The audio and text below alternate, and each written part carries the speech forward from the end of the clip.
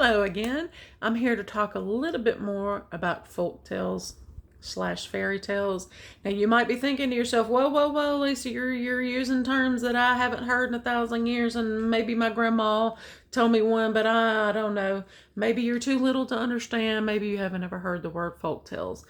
Folk tale are, and also we'll be talking about about fables, and which are kind of like probably the word fable came first and then it turned into a folk tale. And then maybe you're thinking to yourself, well, I've been out of school for 1,000 years, I don't remember any of that. Or maybe you are still in school and you're like, well, I hate English, I hate literature, and my teacher's about as exciting as a wet blanket. Maybe, I'm here to tell you, here to teach you about folk tales and fables. Fables. Okay, let's talk about the definition first. The difference. Well, there's not much difference, honestly. A fable is a short fictional story that teaches a moral lesson using animals, plants, inanimate objects. That means objects that don't move, are not supposed to move, like couches and clothes, TVs, utensils. Anything that is not alive and doesn't move, or it's not supposed to. It can also include natural forces such as weather, earthquakes, tornadoes, things like that. These animals, plants, stuff are given human traits, and they can show kindness, greed, meanness, anything that we can be. All right, a folk tale. A fable can be a folk tale in that it is spoken down through generations, or it can be written, either or. A folk tale is a traditional story passed down through generations, mostly by being spoken. That means they're oral stories. They often feature simple plots with moral lessons and can include magical elements. Folk tales can also be called fairy tales. I remember when I was a little, they still exist. You can find books called fairy tale, books about fairy tales. Probably your most, the whole point of folk tales or fables, regardless, is to teach people lessons.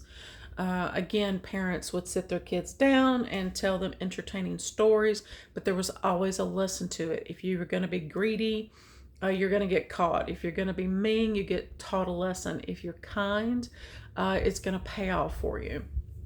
So these stories were meant to tell lessons, teach lessons to the children, and so they would try to learn through the story rather than making the mistake themselves. Famous fables. There was a Greek man. I don't know how to pronounce his original name. I would pronounce it Aesop. And there's a book called Aesop's Fables. Aesop was a Greek slave, and he was also a story writer. He lived between 620 and 560 BC. And so he wrote a whole bunch of fables.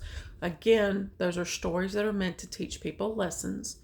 Some of the famous ones are, I remember my dad reading this to me, The Boy Who Cried Wolf.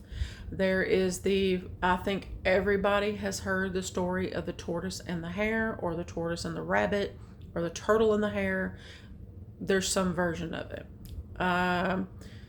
Let's see, there's the lion and the mouse, the goose and the golden egg, the fox and the crow, the fox and the grapes. There are and he wasn't the only one that created fables. There's many, many more.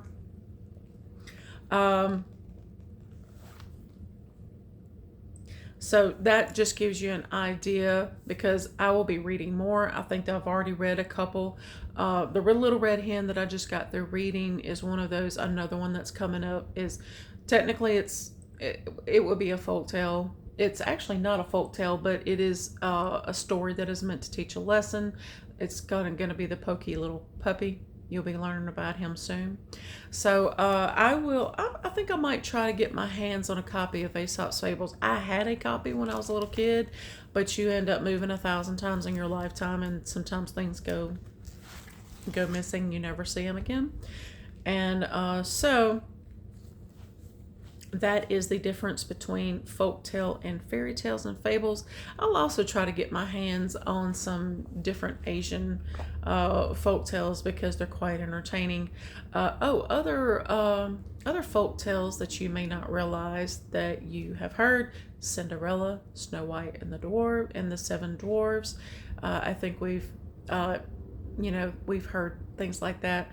Folk tales can also, and fables as well, are often very, very dark. Cinderella is another one. Sleeping Beauty.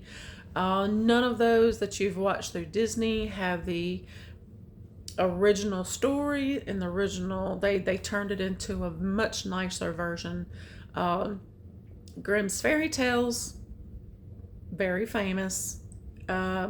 Those tales are very grim, very dark, and a lot of people don't want to hear about the uglier side of humanity, but if you ever want to read that, you're welcome to it. So y'all have a good evening. See you with the next story. Bye bye.